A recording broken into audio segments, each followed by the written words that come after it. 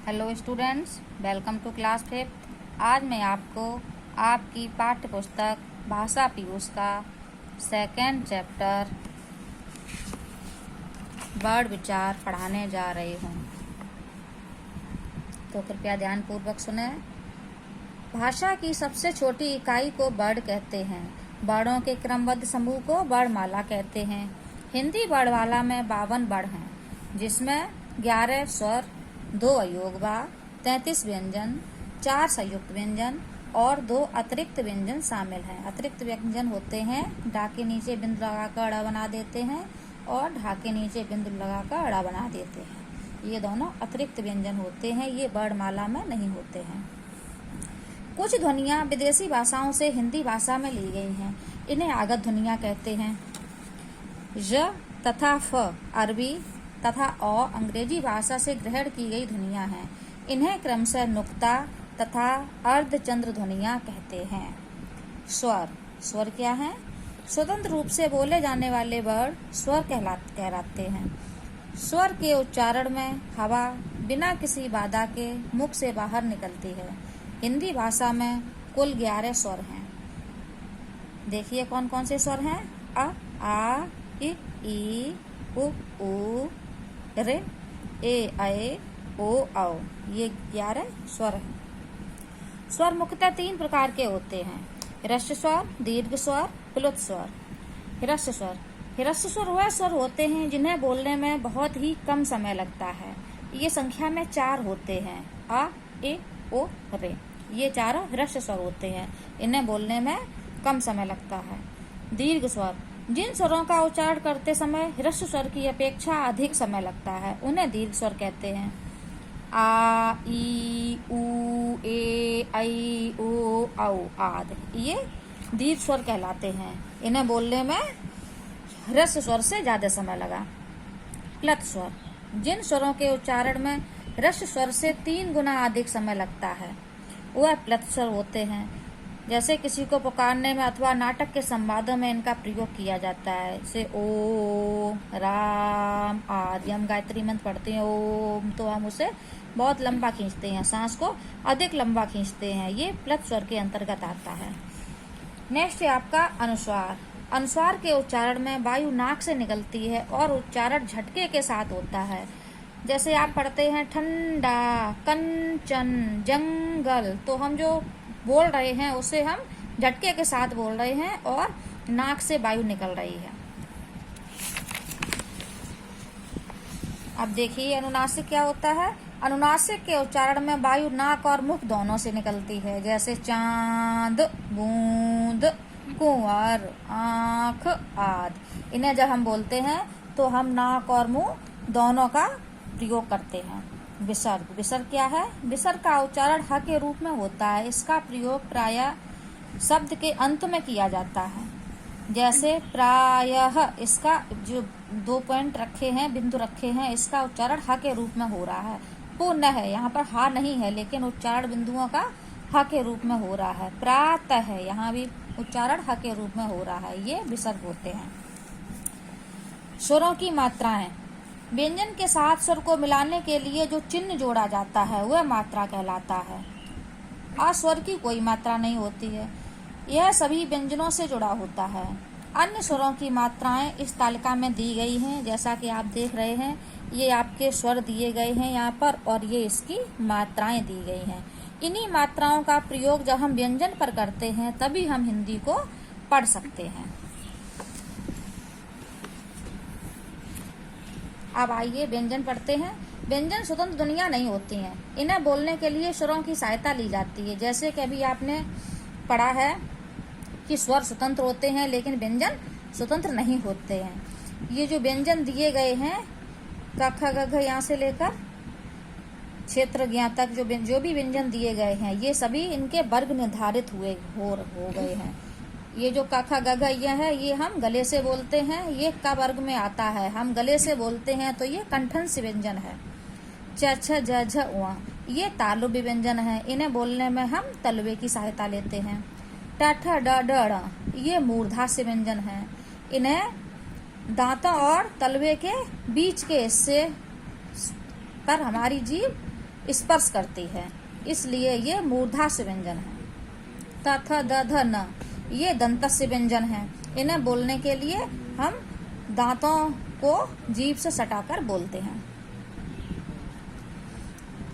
प फ ब भ म ये होष्ठ व्यंजन है। इन्हें बोलने पर होठों की सहायता ली जाती है। ये प वर्ग में आते हैं। तो अर्थात आपने जो यहाँ माँ तक जो भी पढ़ा है ये सभी वर्ग हैं व्यंजन के। यारा लावा श यारा लावा ये अंतस्य व्यंजन है। इन्हें हम मुंह के अंदर ही बोलते हैं। श श श ह ये ऊष्म व्यंजन है। इन्हें बोलने में मुंह से गर्म हवा निकलती है, इसलिए इन्हें ऊष्म व्यंजन कहा जाता है। क्षेत्र ज्ञ और श्र ये संयुक्त व्यंजन है। संयुक्त व्यंजन है ये इसलिए कि जो छित्री है वो का और श से मिलकर बना है, त्र ता और र से मिलकर बना है, ज्ञ ज और व से मिलकर बना है और श्र स और र से मिलकर बना है, इसलिए ये संयुक्त व्यंजन है। ड़ा और ड़ जैसा कि आपको हम पहले पढ़ा चुके हैं, ये अतिरिक्त व्यंजन है। ये वर्णमाला में नहीं होते हैं। ड़ा ड़ा और श्र ये वर्णमाला में नहीं होते हैं। विशेष या व ड़ा न म ये पंचम वर्ण कहलाते हैं। ये पंचम वर्ण क्यों कहलाते हैं? क्योंकि ये वर्णमाला के 5वें स्थान पर होते हैं, इसलिए इन्हें पंचम वर्ण कहा जाता है। अब देखिए द्वित व्यंजन। एक जैसे दो वर्णों के मेल को जिसमें पहला व्यंजन स्वर रहित व दूसरा व्यंजन स्वर सहित होता है द्वित व्यंजन कहते हैं। जैसे कि यहाँ पे आप देख रहे हैं, यहाँ पे समान वर्ण दिए गए हैं, का और का दोनों को मिलाकर यहाँ पर जोड़ दिया है, आधा का और पूरा का। तो इससे हम शब्द बना सकते हैं पक्का चक्का। त इससे पत्ता कुत्ता। यहाँ पर म और म जुड़ा है तो हम कुछ भी बना सकते हैं, चम्मच अम्मा। च सच्चा कच्चा। ल प्लस ल दिल्ली बिल्ली। तो यहाँ पर ये प्लस करके लगाए हैं, ये आधे व्यंजन है और ये पूरे व्यंजन है। इन्हें हम मिक्स करके ये समान होते हैं, द्वित व्यंजन होते हैं वो समान होते हैं और हाफ जोड़कर किसी शब्द में वो शब्द का अर्थ देते हैं। नेक्स्ट है आपका संयुक्ताक्षर। संयुक्ताक्षर किसे कहते हैं? दो भिन्न भिन्न व्यंजनों के मिलने से बने अक्षर संयुक्ताक्षर कहलाते हैं। जैसे आपने द्वित व्यंजन अभी पढ़े हैं तो वहाँ पर समान अक्षर थे, लेकिन ये भिन्न है, भिन्न व्यंजन दिए गए। यहाँ पर द दिया गया है, यहाँ पर य दिया गया है, दोनों मिलकर दे हो गए। पा में यह मिलकर प्य हो गया, ता में यह मिलकर ते हो गया।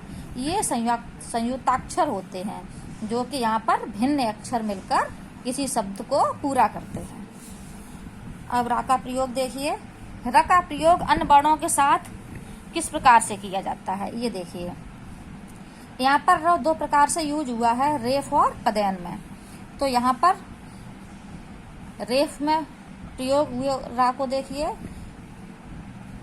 का अ प्लस र प्लस म प्लस अ। जहाँ पर कोई डंडा मात्रा नहीं होती है वहां पर अ का उच्चारण निकलता है।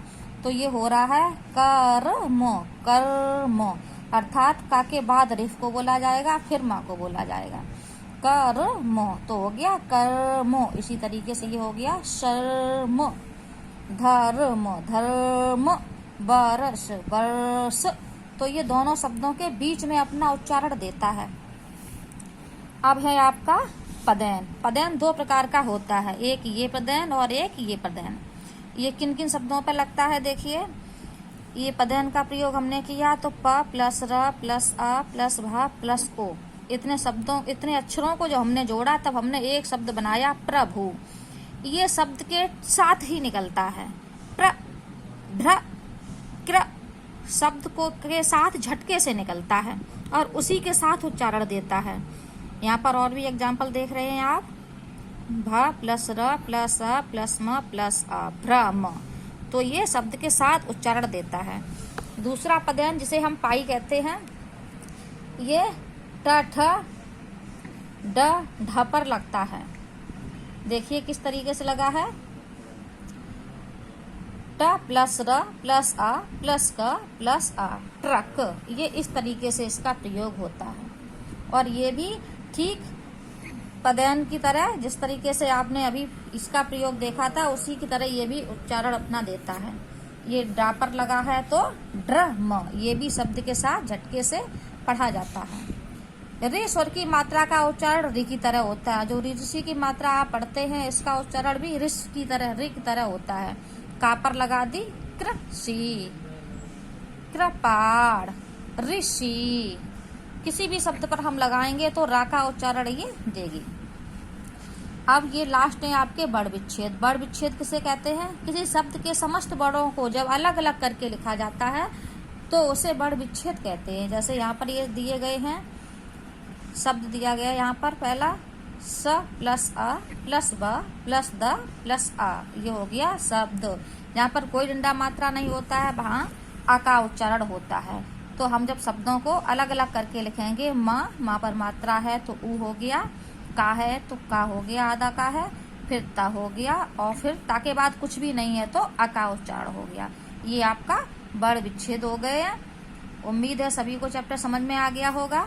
चैप्टर पढ़ने के बाद अपनी हिंदी की फेयर नोटबुक पर ये हमने सीखा जो हेडिंग दिया गया है, यहाँ पर हेडिंग डालेंगे महत्वपूर्ण बिंदु, और सभी बिंदु को अपनी हिंदी की फेयर नोटबुक पर लिखेंगे। धन्यवाद।